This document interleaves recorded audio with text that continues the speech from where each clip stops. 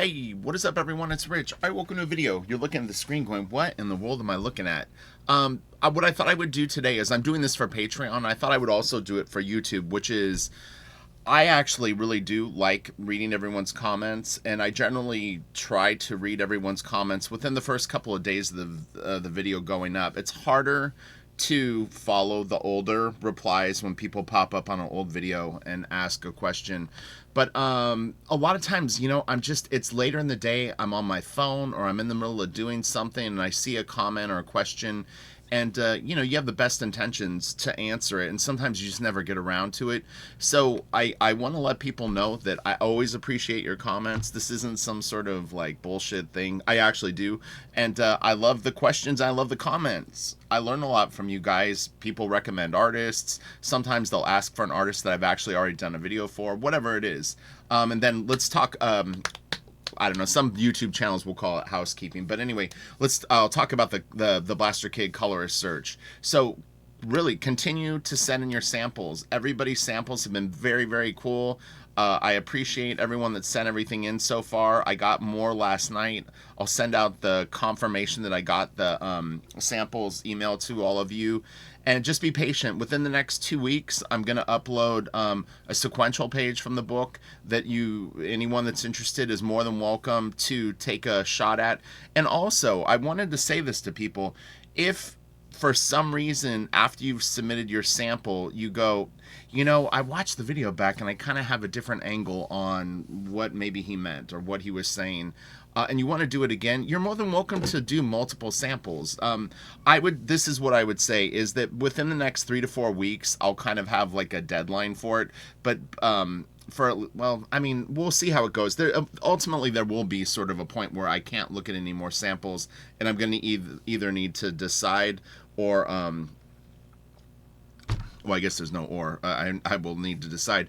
And then what I was going to say is probably when I initially launch the campaign, having a colorist on the book will be a tier. But we'll talk about that. I'm going to get up the Blaster Kid, the first video fanzine, hopefully Monday or Tuesday, and continue to send in fan art. I know that people will go, like, I haven't seen the character enough to know how to draw. Just use your imagination. That's even really what I want the colorists to do is, look, the one thing that I'll say for people submitting color samples, don't be tentative about working over my stuff.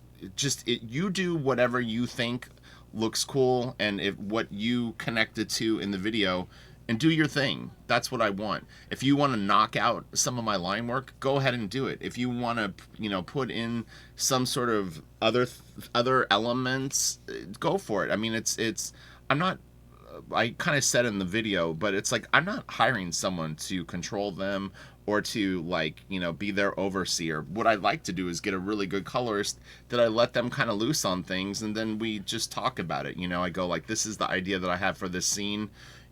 What can you do with that idea? What can you do with, this is the colors that I imagine for this scene.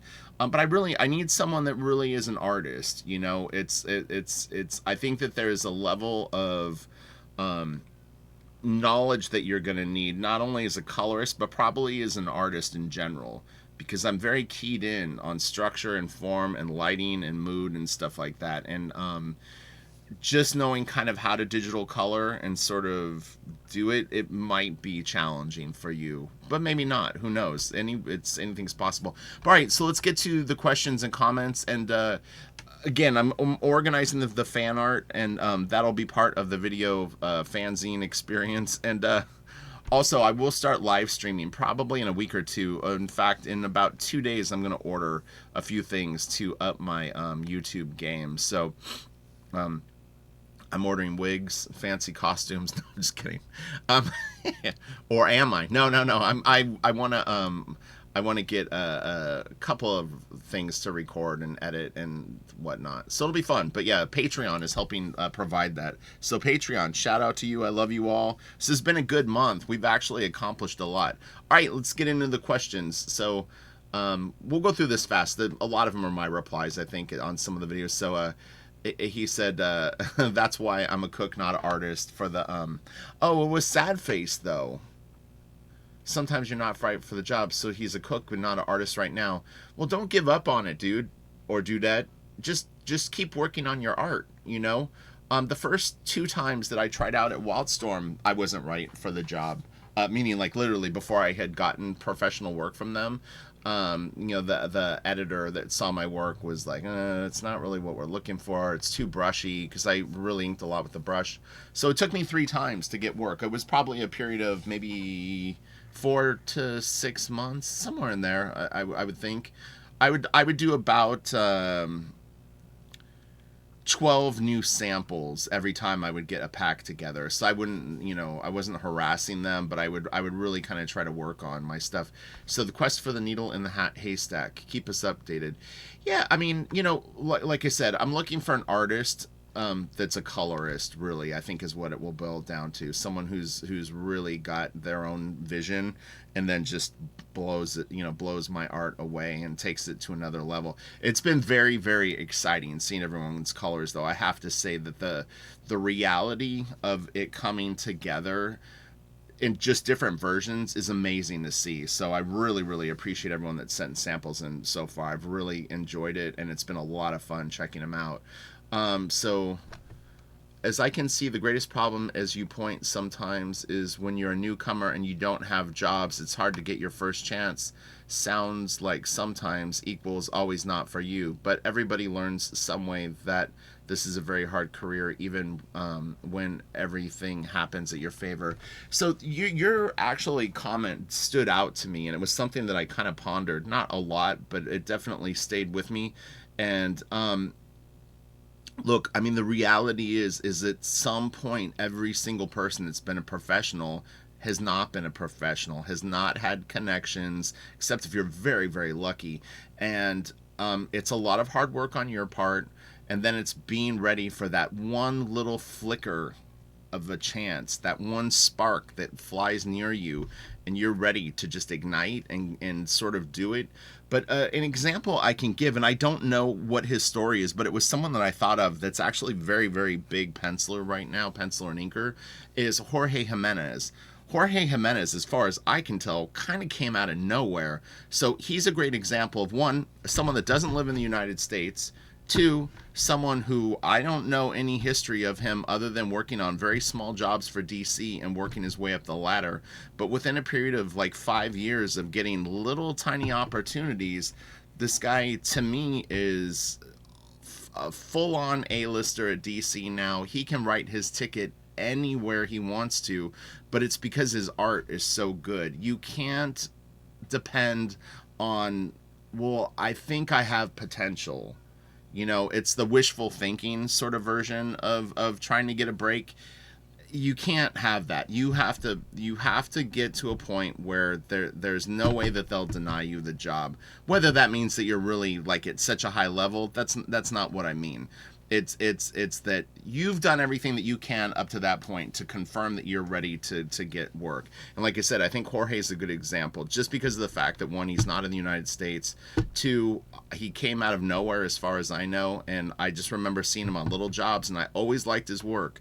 Every time I would see a little short story that he would do, I would always save the comic, and he just got better and better and better, and now he's just doing mind-boggling good work. So this is a great video, especially for up-and-coming colorists, even liners. It's so easy to get disheartened, and especially early on. If you don't get chosen for the job a few times, it can often be misinterpreted as you're not good enough and get you down, as people are normally their own worst critics, especially at the start of their career. This is great to explain how it really is. Right.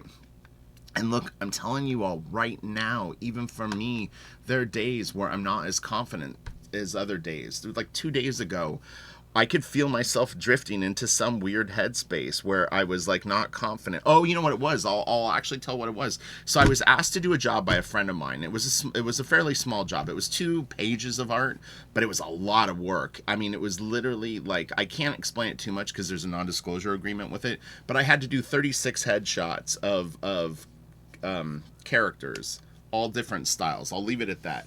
But it was really, really fucking hard. Like, really hard. And I tried it, and I couldn't do it. it was like it was taking so much mental energy, and I was in such a different headspace because all I'm thinking about is Blaster Kid. All I want to do is draw my book. All I want to do is get the story down. All I want to do is launch this campaign. All I want to do is fulfill the book. And all of a sudden someone throws you a curveball and says, hey, you're a really good finisher. Would you be able to like try this thing? And all of a sudden it was like, boom, all my confidence went out the door. And so I tried it for a day, and even what it was is I printed out the work and I looked at it on the artboard and I went, holy shit, this is a lot of fucking work. Like, this is going to take me like 60 hours. And it started freaking me out. And I tried it and I didn't think I could do it. And I maybe spent like 20 minutes on it. And then the next day, this is just this past week, literally, I'm going to finish it today. I went like, well, okay, try this and see if this is better. And that was even worse. I was like, okay, like I'm really. And so I wrote him an email and actually said, I cannot do this job. I don't think I'm the right person for it. I kind of explained that I was in a very different headspace and that could be part of it. But we talked on the phone. He kind of talked me off the ledge a little bit, but it was more me. I think it was like I really did want to do it, and I hated the idea that I was quitting it. And so I went like, all right, you know what? I'm just going to give it a shot. And so in one day, I literally did the whole job in pencil, which was crazy. But I sat down and went like, be fearless, fucking knock this shit out. You can do this. This is a good opportunity for you to sort of flex your muscles. And I think it's 36 headshots in about 5 hours, and they're detailed, really detailed, some of them. And inking them actually is taking longer than it did to pencil them. But anyway, but yeah, so you know, it will happen to everyone, even when you've got it down. There will be days where you won't have it down. So hopefully that's encouraging too. I would love to color Blaster Kid, but I know I'm not right for the job. Also working on my own thing. Love this video. All right, cool. Well, thank you very much. I appreciate it. So I downloaded the drawing and added some colors just for training, which is fine. You know, I mean, I'm sure a lot of people downloaded them just to look at the art in a more high-res fashion. They're pretty rough. Even the ones that are tight, it's really not my best inks in terms of like trying to do sort of like a virtuosic like ink delivery. But I needed to get them done, and I wanted to just, it's a pretty like, they're fairly spontaneous pieces, and especially the one with the two guys. I mean, that was the test to see, one, how fast I could draw. And what's funny is when I did that piece, I literally was not as good as I am now. That was drawn about 10 months ago before I started doing all the lessons. But since I've taught lessons for the last like 10 months to a year, like my drawing ability has gone through the roof compared to what it was when I did that piece. So I'm actually a lot better penciler than I was when I did that piece. But yeah, you know, have fun with them and goof around with them. And like I said, the only thing that I want people to do is please do not sell reproductions of them in any form. That's the only thing that I don't want. Other than that, go nuts. And there'll be a sequential page that you guys can all look at and screw around with if you want. It's totally cool. So good you put this video out. I know how artists can get themselves worked up about things and getting attached to things. Oh, and that's me to a T. To things is also hard on an artist. So rejections for any reason are very hard on the heart and soul. I couldn't take it. I couldn't take the rejection. So I just didn't put myself through it. I was a chicken. Coward, but not anymore.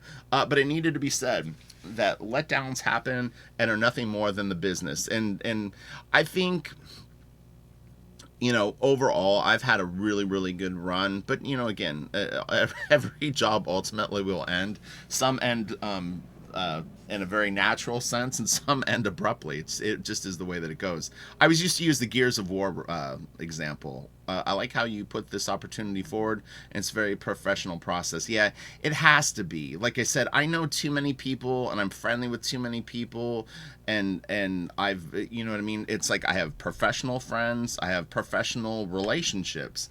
I have Patreon friends. I have Patreon professional relationships, meaning like teacher, student, or reviewer, reviewee, however you want to look at it. And then I have my whole YouTube family. And then I have tons and tons of people that I've met at comic book conventions or in Yahoo fan groups.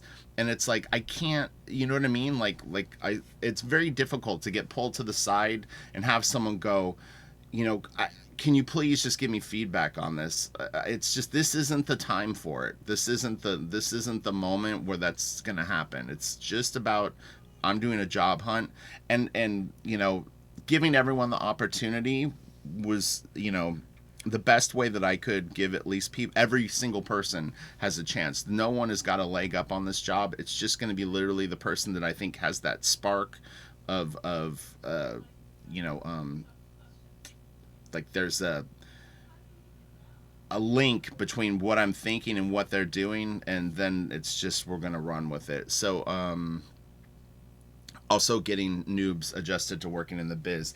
Yeah, I mean, I will say this is that you'll see people online that talk a good game and maybe have some experience. There's a few on YouTube that I've seen that it's like, they've done a little bit of professional work. They maybe had like one or two small gigs, and they kind of talk about like they've like it reminds me of like a like a good Vietnam movie or something where like someone's gone through the first battle and lived through it, and then they think that they understand what like the whole war is about. There's definitely layers to it, and the long game is where it gets really difficult, very difficult. So Finch always mentions you, Rich, when someone asks about his favorite inkers to work with. Yeah, and again, it was just, I think like the timing was, and look, I'll say this too, is I think that David's call was right at least one of the two times, because I always felt like I could never ink David as good as he probably could have been inked, that my style was a little too clean. I know one time he pointed out that I threw my lines a little bit longer than he did, and that's a big deal because David, he's really, really good with value, and the thing is, if I start stretching my like feathering lines out even just 20% longer than his, I'm creating a new tone. There's a new value that's created by that, and I know I would do it on his fingers where he would have like lines on the knuckles, and I told him, I said it was not even intentional, but it's just fun to flick a line, and it sounds like a funny thing, but I mean, when you're that dialed in with your art, you can actually have a weird conversation like this. But I go, it's not even me intentionally drawing the lines longer, it's just fun to throw a long line, and when I would see those feathering lines on the knuckles, I would flick them, and a lot of times they would go longer, but it kind of felt good to do it. And little things like that, it's like those could be deal breakers. It's just possible. But yeah, no, David is great. I love his YouTube channel. I'm learning so much from his videos. It's like I'll probably watch a few today. But his the detailing armor video that he did, there was one takeaway that I got from that video that really is going to change the game for me in terms of setting up drawings. It was an incredible revelation for me, and I can explain what it was really fast because I don't want to like bait people and then they don't understand. So when I draw, I skip steps. I do a rough and then I try to finish it, and it's a very, very toxic and chaotic way to work, and it really, really sets you up for failure. But there's a level of impatience that I have with my drawings, which is, it was two things when I was learning more, which was a fear of changing anything that looks somewhat good. Meaning that if I got something down that was even remotely right, I was terrified to change it because I wasn't sure if I could draw that hand again, even close to the half-assed version that I had put down. It sounds funny, but yeah, anyone that's drawn knows what I'm talking about. Though when you don't have the skill down, if you get close to it, you're like, I'm not sure I can get it here again, so you leave it alone. But anyway, as I got better, I still never really had a process. My process was I would sketch something out for like 3 to 5 minutes, and I was ready to go. I was trying to finish the piece, and David will create his sketch, which he didn't show in that particular video, but he gets it to a line art stage where he's got a solid line art drawing, and that's where the video starts. But the thing is I never ever do that process. But then his next process was, then he starts to separate things, but not he puts in a few big shadows. I talked about this on Patreon and went over his video just a tiny bit just to show the example of what I was talking about. But that first step that he shows where he's going in and just adding subtle levels of separation between the things and no detail. I never ever do that, and that is a huge missing piece to how I was setting up my drawings. Like, it was like I was going from step 1 to step 4, which is adding shadow and detail, really a step 2 off of a rough sketch, and it's disastrous. I had learned something from taking the Will Weston classes 2 weeks ago. I took 3 fairly expensive courses from Will Weston online. One was like a figure drawing anatomy class. I think one was clothing, and then one was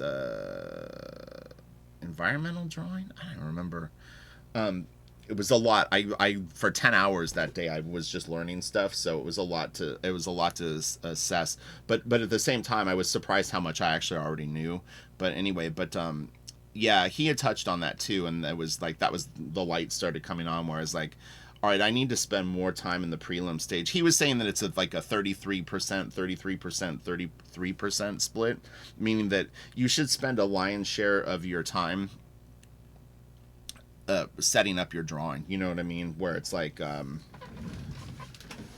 I'm grabbing something out of my desk.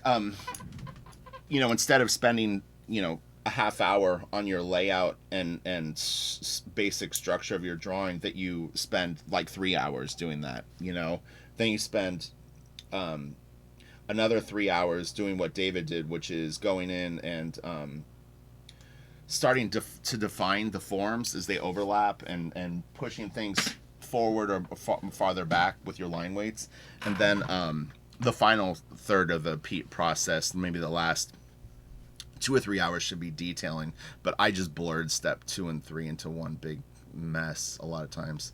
So, all right. Things must have changed in the business. Oh, this is referring to, like I said, pencilers kind of pull the strings in terms of the art team, and they can decide who might stay on a book or not. Yeah, I mean, the John Buscema Ernie Chan, that's a very, very long time ago. I think probably where things started to shift is, which I answered you, which was like post-image boom. And then they kind of tried to pull the power away from the artists for a bit. And the writers were not orchestrating the team as much, but you could definitely feel a switch where it was like the companies were kind of focusing more on the writers, and the artists, you definitely started to feel a little bit more like you were work for hire and not sort of a, I don't want to say prima donna, but you know what I mean. It's not like you're like the white lion that everybody's sort of bowing to. But I think what ended up happening is there was a slow shift after that where it was like they started to realize how important good pencilers are, and not just good pencilers, but pencilers that can actually deliver a decent amount of work throughout the year. Having a great penciler is awesome. If they can only do one comic book every 2 years, you're not really that useful to a company. I mean, the machine rolls on. They would rather have someone that's a B plus that can do 10 books a year, and then that type of artist will get really, really great gigs based on that. There's a few examples that I can think of that work right now that I think that they're good pencilers, but people will call them great. But they're great just because of the fact that they can actually deliver on a fairly regular basis. But they're still very good. They're high level professionals. But I mean, it's some artists have kind of like a magic to their work. So you're looking for luminosity, light from a source, and less ambient light. You also like variation in edges with fade outs. And mood and atmosphere is what I always say is like, set a scene for me. That's what I want to see. Is when I see pieces colored, I want to feel like I'm in not a movie, because I always think that that's a weird example. It's a comic book, it's not a movie. But what I mean is that I'm getting sucked into that scene. It's like an outdoor scene during the day is going to feel very different to an outdoor scene when it's been raining. I want someone that can really create sort of a time of day, a real environmental sort of vibe to things. So, and that atmospheric thing. But these could be all legitimate things. People that know the coloring linguistics more. So I look forward to the completed book. Kick ass, Rich. You got this. Thank you, Connor. I appreciate it. I'm looking forward to just launching the campaign and being able to work on the book full time. Interesting title, so let's watch as always. Thank you, Dr. Rockart. It's awesome to know that you're providing inks to Vampire Hunter D. Eagerly awaiting that for that series to come out. When I read this, it was funny. Is my first thought was, I don't know if you realize how long ago I did that book. If I'm not mistaken, I finished Vampire Hunter D, like 110-page book that has never come out yet. I finished that I think at the end of 2017, December of 2017. Or January of 2018, I think the last like page or two went in, but it's been done for a long time. Ryan has it colored, so I don't know what they're waiting for. But yeah, I did a huge graphic novel with Ryan Benjamin for Vampire Hunter D that's over 100 pages that has been finished for me for, I don't know, 2.5 years. It's crazy. It's the longest I've ever seen for a book to come out. So I don't know what the circumstances are. Great episode. You made some really good points. I like that you pointed out that Mr. Reyes did the backgrounds. Excellent shout out. Yeah, so on Dark Minds for Dreamwave, Pat Lee's book, James Reyes did the backgrounds. He is Box Office Artist on YouTube. Has a huge YouTube channel. He's a very, very successful YouTuber. Gets millions of views on some of his videos, and he's a hell of a nice guy. I've always liked him and thought he was really talented. But yeah, he did do the backgrounds for those books, and they're really, really detailed. I'm assuming this is spam. Out of the ordinary. Well, thank you, Anna. I appreciate it. You're out of the ordinary. And let's get acquainted. Well, all right. Send me a note. Sad to lose a job, but always nice to see you stronger, as always.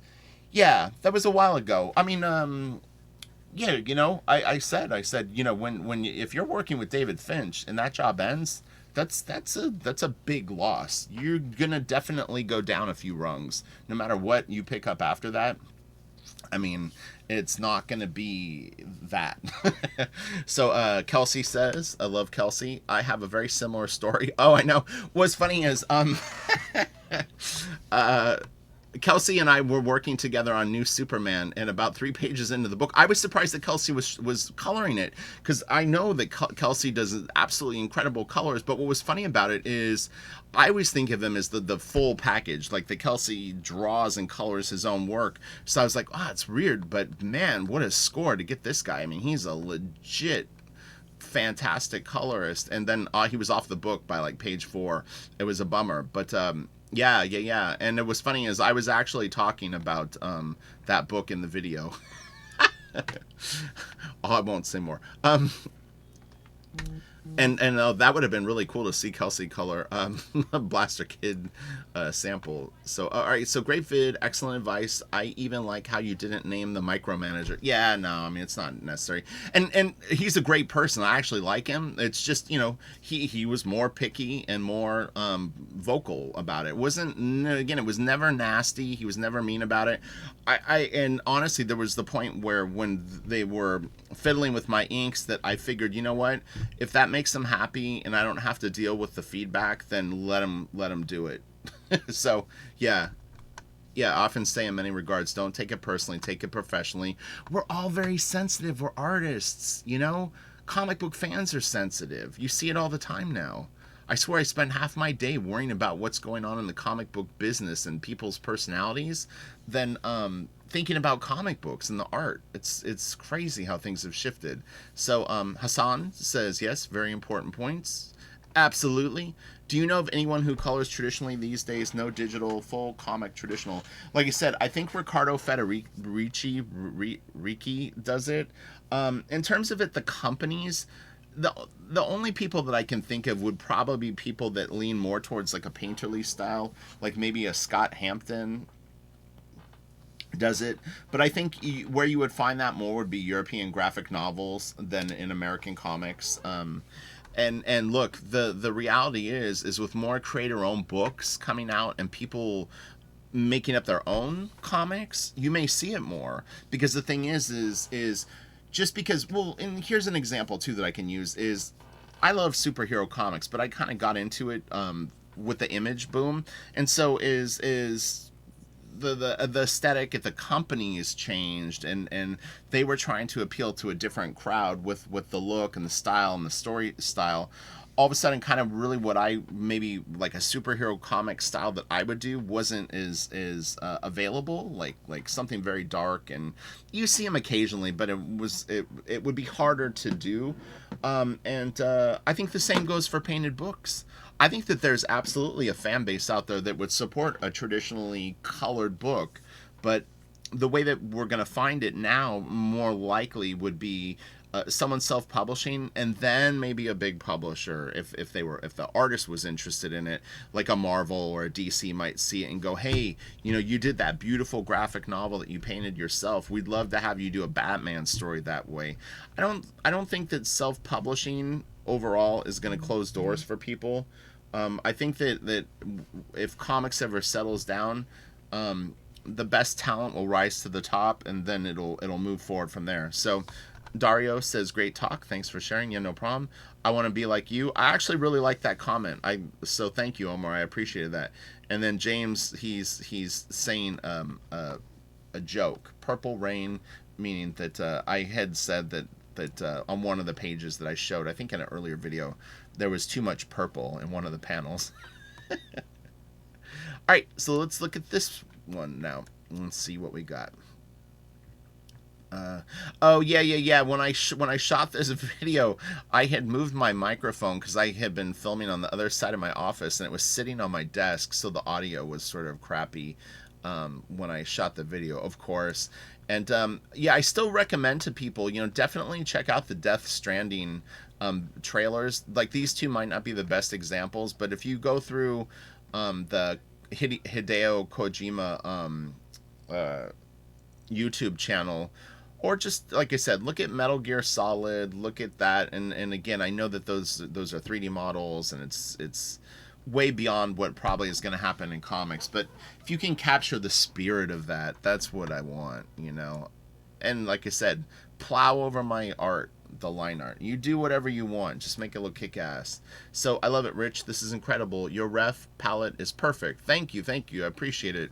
Credit to all those artists. It's like they're delivering what I want. What I did too is, it was funny, is I think I called it the red folder or something like that. I must have seen someone on YouTube say that. I don't know, because it was weird that I called it the red folder, unless I just randomly so would stand out.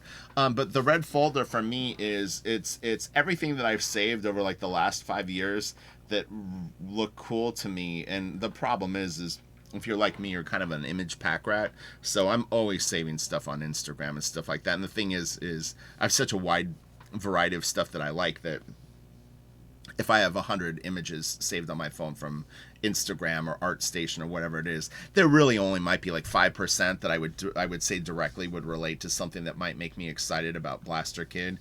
But over a period of time, you collect quite a bit of that stuff. You might see a tank and you go, that looks cool, like something like that, with a little tweak, and maybe it's a little more lo-fi or has some blend of other things like that could be interesting. And so what I did is I created like a reference folder that I've kind of been adding to, and it's things that I've saved off of Tumblr or Pinterest or wherever. And I'll tell you what, when I flip through it and look at just that stuff, I don't even have to look at the images big. I just see the thumbnails and the colors and the composition and stuff like that get me excited. So there's really an aesthetic that appeals to me, that I think when the right person hits it, there will be no doubt in my mind. And I had mentioned to a few people, because they had asked, like, what's the color of her costume? What's the color of her hair? What are you thinking for this scene? It doesn't really matter. I'm not like if you colored it and made her hair pink or blue or whatever it is, I don't care. What I'm going to look at is I'm just going to look at what it looks like overall. Like, are you in the right headspace with it? So don't worry about the color choices, other than the fact that you should create a mood with it. I can go beyond that. You decided that her costume had a different base color. You know what I mean? That's an easy fix. Capturing the feel of it, the mood. That's what I'm really looking for. So yeah, Anthony Jones is great. I highly recommend everyone check out Robot Pencil. He's really incredible concept art, and a nice guy. What's funny is I actually reached out to him because he had one time talked about something that I had worked on or something like that. And so I shot him a note, and we ended up talking on the phone for a while, and it was really, really cool. And I had reached out to him because he said he was interested in doing a comic. I think that's kind of on his wish list of things that he would love to do. And I told him, I said, if you ever want to do a comic book, I'd be more than happy to help you out with it. And that's what I love about the YouTube community, is you really start to see who steps up and reaches out to you and wants to help you with something. To me, that's a big deal. And those are people that I really, really appreciate. You know, when it's like you're going into something like a crowdfunded book, I don't have any knowledge on it. So if someone says, hey, I can like check this out, if you want to call me or do this, I'll help you. That's huge. So, but I do that too. I've always done it, you know. Also, just checked out the game trailer. It looks so sick. Very cool seeing Mads Mikkelsen in the game. Yeah, I know it is. The trailers got me so excited for the game. It's funny because the one that I loved and watched a million times, I can't find on Kojima's site. So I don't know if it was like a PlayStation trailer that they did or something, and that he just never uploaded it. But yeah, if you watch 2 or 3 of those Death Stranding trailers, you'll get a pretty good idea of sort of the vibe that I like. Check out Valhalla Rising trailer and watch the movie. I think you will like what you see. Okay, I will do that. I don't know if I've seen it. I will when I see it. Color palette is similar to Revenant, and Mikkelsen is amazing. Oh, okay. Thank you for the opportunity, Rich. Now time for the inked master plates. Like I said, don't be intimidated to plow over the work there. You know, we're looking for a finished product that looks great. It's not about like every single one of my lines remaining intact. If you think that the outlines of smoke that I did are lame, then just take them out and paint your own smoke. It's just smoke. Just want it to look good. Better than what I did. Yeah, Revenant was a really, really beautiful movie. I loved how it looked. I'm hitting the woodshed for this one. Expect mine in a month. All right, don't take too long though. I know I said that it could be a month, but I would say within 5 weeks you should definitely want to have it in. And again, in about 2 weeks I'm going to provide a sequential page for everyone. I've only ever done flats, and far from what you're asking, pretty sure you'll get a kick-ass colorist. I hope so. I hope so. Exciting. I love to try out, but I've heard people say I should put my energy where my passion is. That is absolutely true, for sure. Whatever you're the most obsessed with, go with that. I've never really tried coloring. Maybe I'm good at it, and maybe I love it. This is a whole new bag of worms. Honestly, I would love to give it a try, even just for myself. We'll do it. Maybe I'm really good. Maybe I really suck. LOL. Sounds interesting. Years ago, I decided at one point I was gonna paint a Gears of War thing, a monster. Like digitally paint it. I had no idea how to color. I had no idea how to digitally paint. I had kind of dabbled in it a little bit, and I just went into Photoshop, did a rough layout. I'll find it and I can show. I didn't know how to do hard edges and soft edges very well, so everything ended up looking soft. But I basically did it with the airbrush tool and the smudge tool and just moved stuff around. And honestly, I got a pretty good result overall. There was definitely potential there. It never gets a lot of love. I've shared it online on and off over the years just because I always think it looked cool. But yeah, it never really gets a great reaction. But with the internet and sharing stuff, especially on something like Instagram, the size of your image will get more likes. And I've talked about it, the hand in the picture, all that stuff will get different reactions. It's very funny how the psychology of someone liking your post is related. But don't ever let that get you down, for sure, because every platform is completely different. I mean, you see people that, you know, kill it on one thing and just don't do that well on others. Hey Rich, I will definitely contact you with a sample. My colors are a lot like Brian Haberlin, you know, just not as good as him. LOL. All right, that's good. Brian is a great colorist and a great guy. One reason you don't, then this was Bill actually had a good insight. One reason you don't see much of this style in comics is that traditional black and white line art is inherently flat, which I totally agree with. You can suggest depth and spatial relationships, but true illusionistic space is not possible when using discrete black lines, which is why I say go ahead and plow over my line work. If you want to put smoke over it or knock things back, that's what it's all about. You know, that's fine, and why I was showing those examples. So I want a colorist that isn't intimidated to really just, you know, do their thing, deconstruct it, and just use, it's a balance. We'll find a balance of what's, like, again, just like a painting, you have hard edges and soft edges. With this line art thing, like I said, I've not really seen it done in comics. I 1000% believe it can be done. For colors to achieve something like what you're showing, they'd have to obliterate a lot of your line work, which is fine. Either lightening or coloring over it in some areas while obscuring it with dark colors in some of the heavily shadowed areas.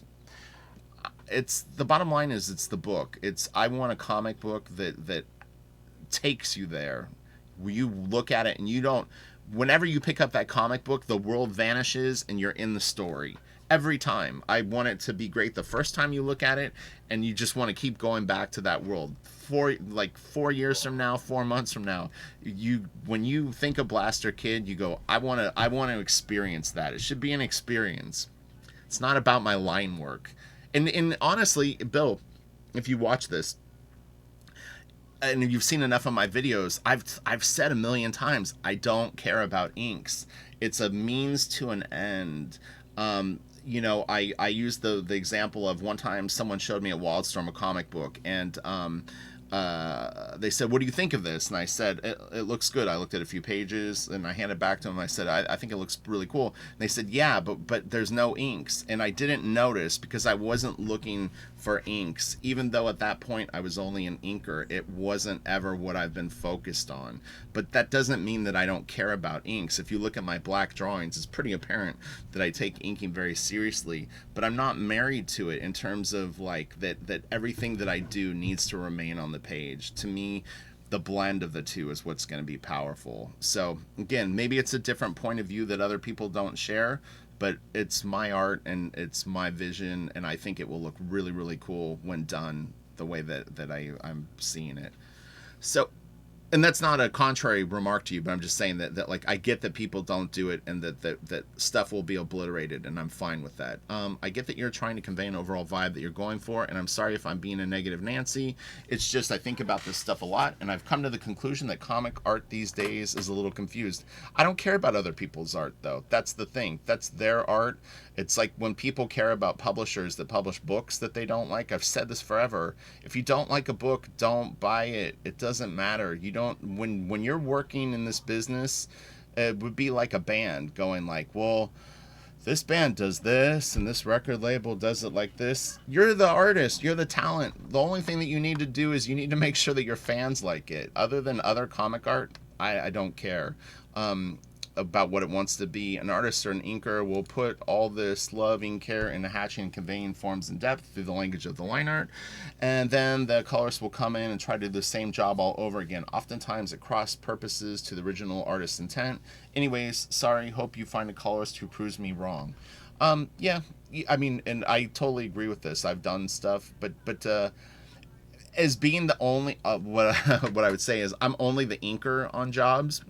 So I've never really fought with the colorist unless I think that there was actual mistake. It's not my battle to win on a freelance job. You would think that it would feel like I was micromanaging the colorist, but since I'm writing and drawing this book, then I can collaborate with the colorist and create a template that we feel works. That you're getting all the value of the line art, and then where I don't need to step up and do as much detail, I pull back and let them shine. That's the key. That's the magic. And detailed art shouldn't be detailed all the time anyway. If you do detail everywhere, you're doing it wrong, in my opinion. So, and then we go back and forth a little bit, but we agreed to agree. I mean, it was like what he was saying I totally concur with. But like I said, it's I'm trying to do something new, or at least a hybrid of something new. So what has been done in the past is not even I don't care. Subdued environments and kinetic lighting, very Matt Hollingsworth. I like Matt's colors. I think sometimes his palette is very colorful. It looks very hand colored too.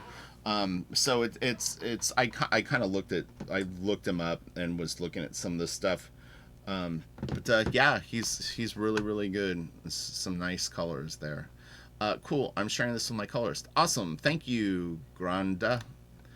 Let me see if I can get my cranes. I've had a few people say that. I'm missing a few from my 64 pack. Maybe better, less of a palette. No, I don't know.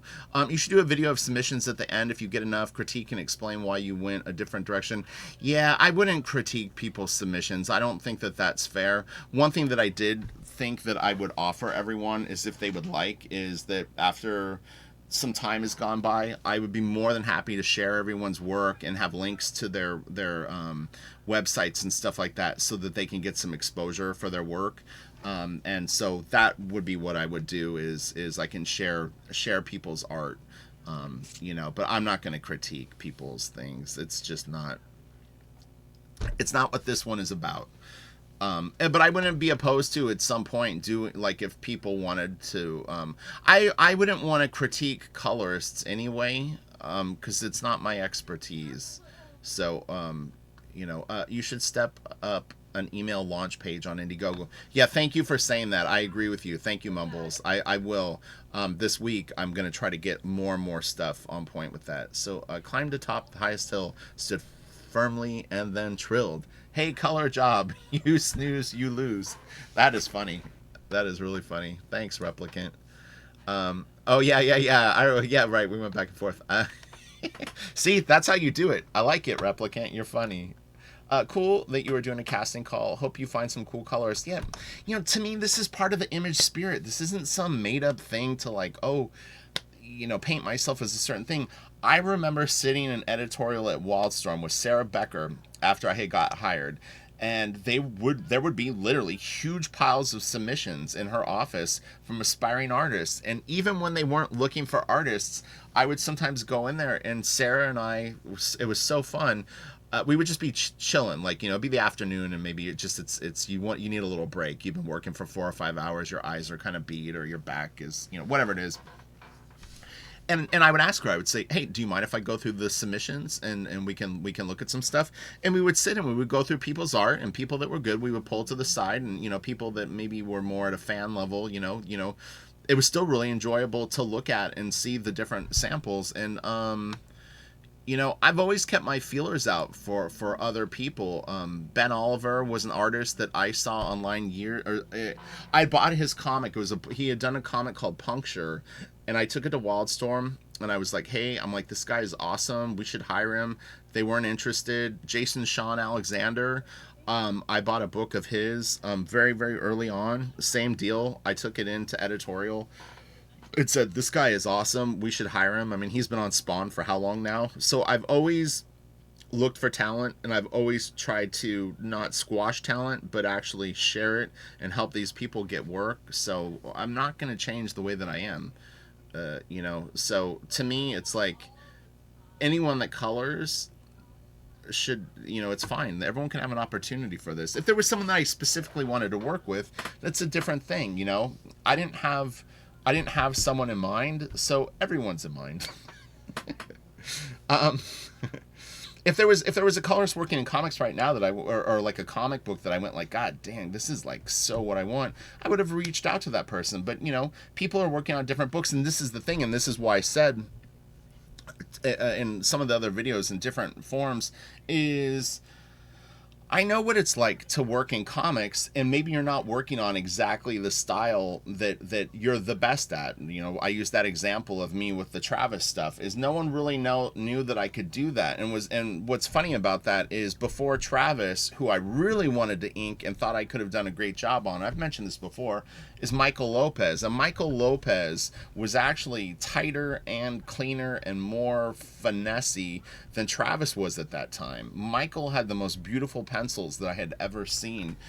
He did a Voodoo Zealot skin trade. It's not inked to the level that his pencils were. And so whenever you see, he did a thing for Penthouse Comics too that was really amazing. But his pencils were like, literally, anyone that's ever seen his pencils knows what I'm talking about. They were absolutely incredible. He was the only person really that was a Wildstorm where I went like, this is naturally a style that I could probably do better than the comic book stuff that I'm trying to do right now. But I kind of knew what I was good at. I've always been good at more detailed, finessey art. It's just, you know, it's not to say that you're the best at it, but it's like, I was never going to be able to ink like Todd McFarlane unless I got really good and was able to just run and gun it, you know, like I was going to always be too cautious. So this looks fun to try. I hope so, Paulus. I would go with gouache. I'm not going to color this thing myself. I don't have the time. Too many plates in the air. But someone could do that. Oh, maybe he's just recommending that for other colorists. But I hope it's not digital cane that is going around. I didn't really fully understand what that meant. But whatever looks best is fine to me. I would say that I kind of picture it more digitally painted, colored though, than traditional. But you know, I would leave that to the samples. So, yeah, Paul, so if you want to try it, go ahead. I mean, and again, I'm not giving critiques and feedback, so it'll just be like I'll let you know that I received it, and then after I get the sequential page out, then I'll start contacting people that I think got close, or the person. So I wouldn't dare try to color it, but I'll send you some fan art for the zine soon. Great. I'm looking forward to it, Hunter. I can't wait. Sent my sample, James Art. Hope you find someone. Thank you so much, Love Pigeon, James. I appreciate it. And I wrote you back, I'm nearly sure. While those reference points were really nice, atmospheric stuff, it seems to me that you're looking for someone who can create mood, a sense of environment where light sources affect their surroundings. Yeah, absolutely. And that's why I showed some of the fur cow stuff that I thought he captured that. And then, like I said, the Dreamwave stuff is a very primitive approach to it, and it's a little different, but I always felt that Dreamwave was kind of onto something that maybe didn't fully like blossom. So Rich, I want you to get some teaser art out there as soon as you can so we can start spreading it around. Thanks.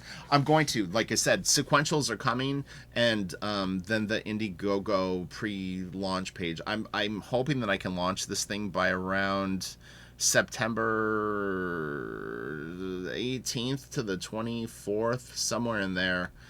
I've got a lot of stuff to do up to that point. Wait for the access approval. Really curious to see some of your art. Oh, okay, yeah. Sorry about that. I didn't know that. I thought when I created the drive and shared the link that everyone would be able to access it. I know that people are getting in now. Would love to do a variant cover for your book. Your characters look dope, man. Well, you could submit it as fan art.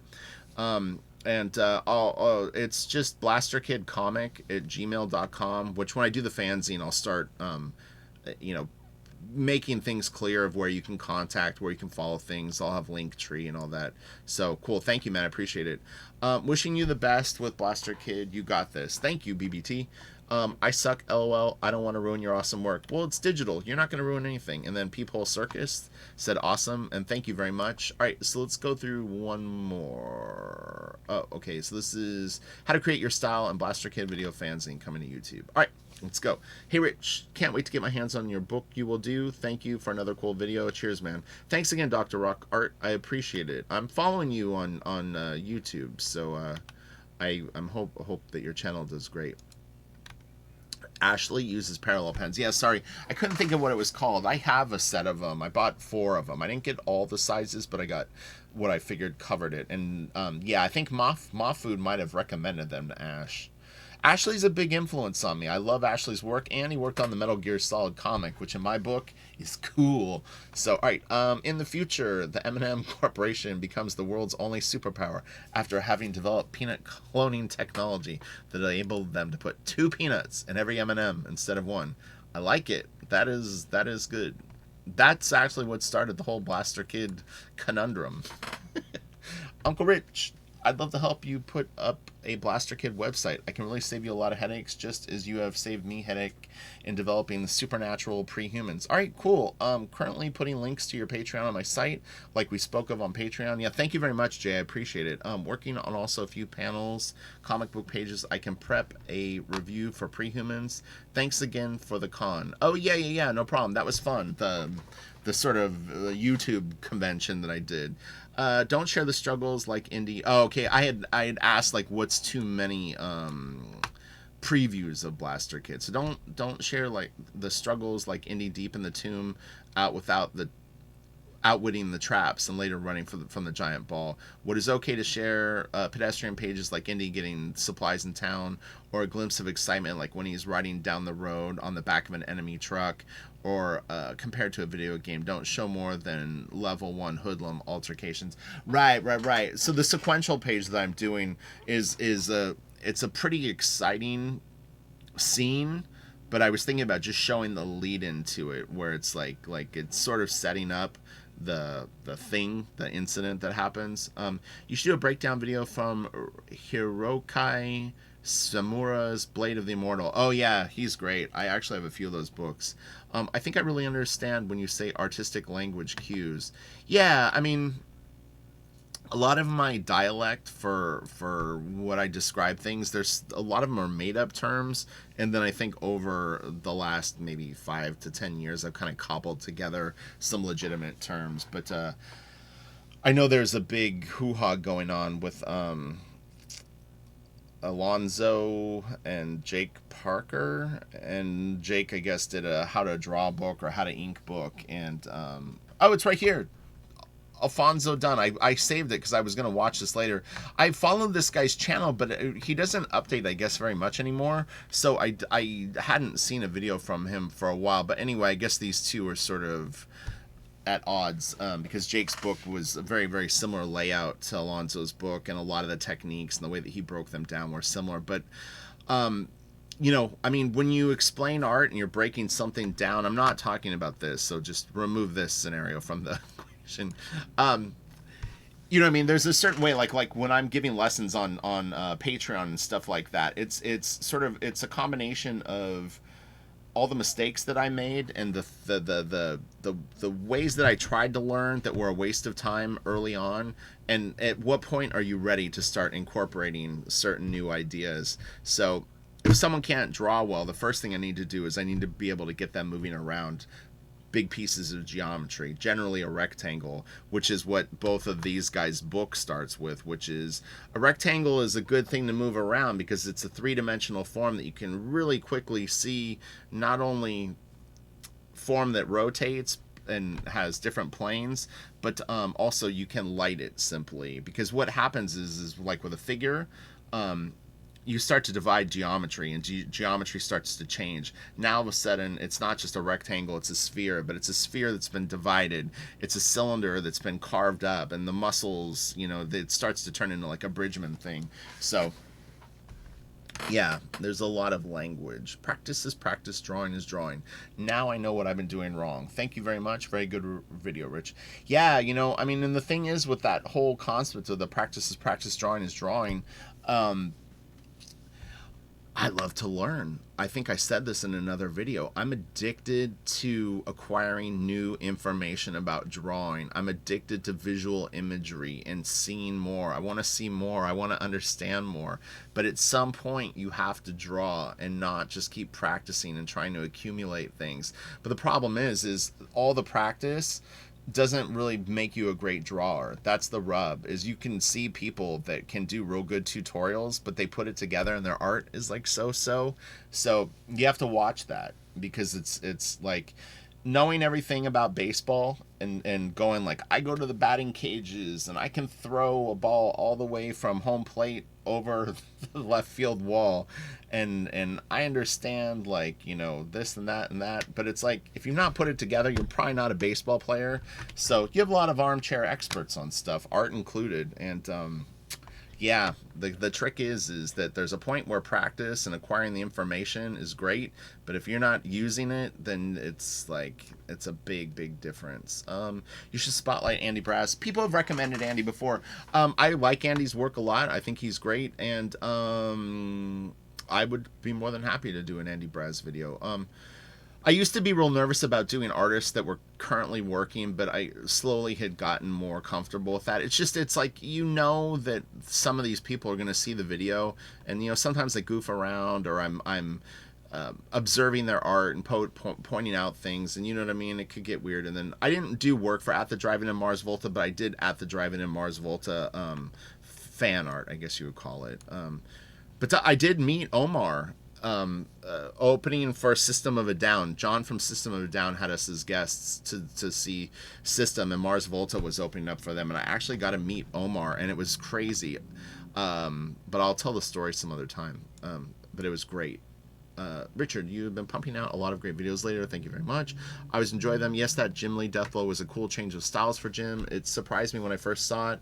It had almost an oily feel to it. Yeah, I could see that. Sometimes that's the way that the file is actually processed too. But the colors, I think, sort of did it. And look, I mean, I actually really like the way the Deathblow looks. That would be a really good example of color that's more in a traditional sense, that I thought looked really, really cool. It had a lot of mood and atmosphere to it. Like it was inked by Alfredo Alcala. Yeah. Jim Lee also did that Frank Miller style Dark Knight Batman with the same oily Alfredo Alcala like feel to it. Cool stuff. Always looking forward to your insightful videos, and you've shown some great artists I've never heard of. Great job. P.S. Whatever happened to that Silent Wolf or Ice Machine character design? I actually started working on it. I was just doing prep for Blaster Kid, and then I had 3 jobs that I had to finish. But I am gonna do it. It's penciled, and I was starting to flesh out his gear, but I wasn't 100% sure what I was going to put on him, and then I started goofing around with hairstyles and stuff like that, and so I'm still working on it, but I will do it for sure, 1000%. It looks cool so far. I love what I've seen of Nick Manabat's art. Yeah, Nick is great.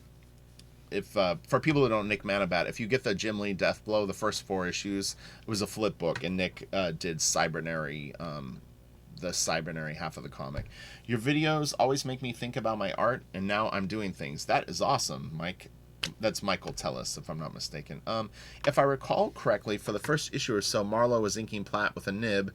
That's why the look is so different from those issues of Prophet. He then switched over. Yeah, you know what? I kind of remember that when you said that too. And then Platt would also go in and do touch-ups on some of the pages after the inks were done. Yeah, I mean, Platt had a very... And this is Nathan. What's up, Nathan? I think I said hi to you in the comment section below. But, yeah. That was great times, and Splat just had such a crazy, interesting look to his works. This is Gerald. Hi, Rich. I'm planning to make a fan art out of your Blaster Kid. Is it possible for email or DM you personally once I'm done? Yeah, just blasterkidcomic@gmail.com. Thanks for the wonderful content. I'm always binge watching your videos. This is going to be a long one. I apologize, but if people like long videos, then it should be good. While grinding pages and paper, your videos are awesome. Thank you so much. I appreciate it. Thanks. Oh, and I'm going to be live streaming soon, too. That's another thing with the new little bits and pieces of gear I'm going to buy. It is so I can live stream more. Thanks for a cool video, Rich. Lots of great tops to think about with my own work. Can't wait to see Blaster Kid. Awesome. Thanks, Corey. Very anxious to see the antagonists in Blaster Kid Saga. Using what I've learned from your Patreon has given new dimensions to the Todd Father Spawn 1 will never be the same again. LOL. Cool. We go over different artists' work on Patreon occasionally too, sort of like the YouTube videos, but sometimes I do a little bit of a deeper, sort of more, I mean, I feel like because Patreon is an educational platform, I get a little more nitpicky on stuff, and so, things that I might not say on YouTube, nothing nasty. What I'm just saying is, like, I feel weird critiquing a professional's work, but on Patreon, because we're doing it as an educational study, I'll say, like, this maybe didn't work for them, or this, I try to be honest with my observations of what I see. It doesn't mean that I'm right. It's just my opinion, and then I let them decide. I say, look, look at this. You tell me what you think. Did this work for you? Did it not work for you? Was the storytelling clear? Did this technique work? And look, I've done videos of real big artists where I was complimentary to something, and I've had people say that, oh, that one drawing was so messed up and stuff like that. So, different people see different things. Really did like Eric Larson back then. Same. Yeah. And I didn't mean that as a slam against Eric Larson. I think I said underneath it, I just got into different stuff, and there's only so many comics you can collect. So, you know what I mean? Some people fall by the wayside as you have a budget for what you're going to buy. But I loved Savage Dragon. It was one of my favorite Image books. Rich Man, great videos, man. How do I get a copy of Blaster Kid? Are you doing a Kickstarter? Keep up the great work. Yeah, it'll be a crowdfunded book. It's going to be on Indiegogo. I'm researching it. I have friends that are nice enough to step up and like help me sort of understand the process. And I have lots of questions. I'm writing down questions that I have. The Blaster Kid video fanzine will all talk to you guys about your favorite crowdfunded books, what perks you thought were good, tiers, and all that stuff. So, and then another mention of the Ashley Wood pens. Great points on weapon points and edges. Yeah, that was a big sticking point. I had said that in the video, one of the problems that I had early on was when I would draw my work, it didn't feel like it fit in a world. Like my style hadn't gelled. And what I found is I would draw stuff so neat that when things didn't look neat, it didn't look right. But what I started to realize was that it was like the neat stuff actually was sort of bringing down the cool factor of my work. It's like if I would draw a spear, you know, I would take a ruler and I would rule out the spear, and it's like that's not as cool looking as like a drawn spear. So I think I was showing some Frazetta art, and I mean his weapons are crooked, the tips are some are sharp, some are not sharp. All that variety makes it really sort of appealing to look at. So there's an organic quality, but if you want to have technically, you know, high level stuff, you have to find your own balance of what it's going to be. So Murphy is using a fulfillment center. I guess this is Sean Gordon Murphy.